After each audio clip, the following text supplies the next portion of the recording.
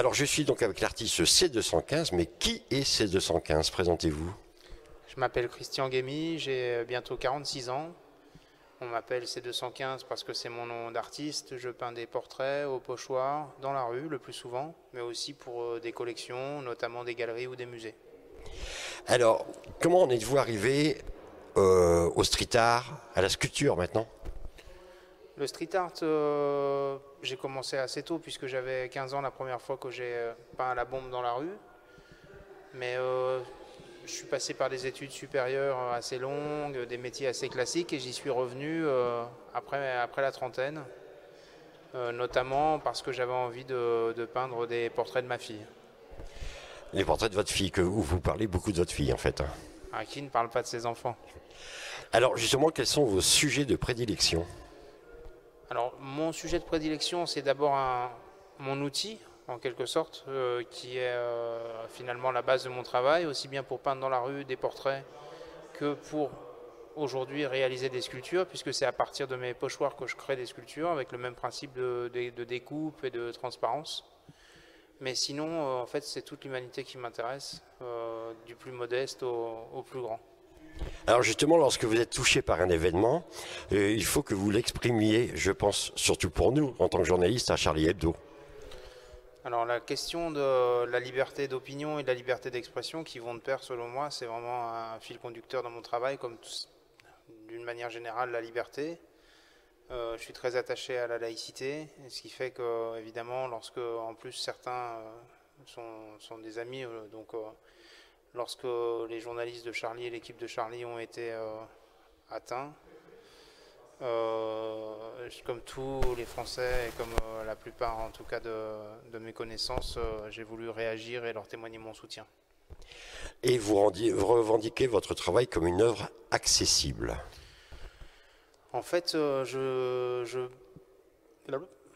j'imagine pas peindre pour une élite ou un cercle réservé d'amateurs. Ce qui m'intéresse, c'est évidemment créer des ponts, des passerelles et permettre en tout cas aussi bien à un enfant que quelqu'un d'une culture plus modeste ou quelqu'un qui ne parlerait pas le français par exemple ou qui connaîtrait mal la culture française de s'y intéresser et de rentrer en tout cas dans l'univers de l'art et de la peinture. Et c'est aussi finalement la thématique de ce parcours et de cette exposition qui permet de faire dialoguer des formes d'art plus classiques avec cette forme d'expression extrêmement accessible et moderne.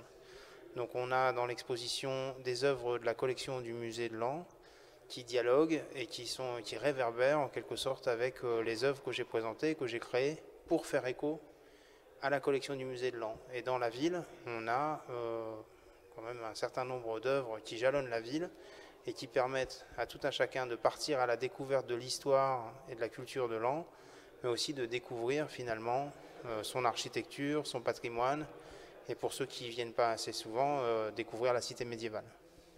Ma dernière question, c'est de 115. Vous mettez de la poésie et de l'émotion au cœur des villes désincarnées. Vous avez ce besoin de retrouver une certaine humanité dans ce monde? Je pense que chaque matin, on a besoin à la fois de trouver une certaine humanité et peut-être même parfois aussi de la fuir, parce que l'humanité, je la représente, mais en quelque sorte, je la fuis par mon art. Donc c'est une évasion également de ce monde dans ce qu'il pourrait avoir de repoussant. Et pour essayer de mettre en avant les choses qui me paraissent les plus nobles ou les plus pures ou les plus touchantes. Et l'art est une de ces choses, et bien sûr les valeurs des grands de ce monde, grands intellectuels, penseurs, philosophes, designers, voilà, des gens qui en tout cas sont exemplaires et qui peuvent nous inspirer. Donc on peut voir vos œuvres et votre exposition à la Maison des Arts et Loisirs de Laon. Jusqu'à quand? Il me semble qu'on peut voir cette exposition jusqu'au 23 octobre. C'est court, mais bon, c'est un peu comme les œuvres de rue, il faut se dépêcher pour le voir avant que ça ne disparaisse. Et les œuvres qui se trouvent en tout cas dans les rues de Laon, elles seront pérennes et resteront aussi longtemps qu'il le faudra.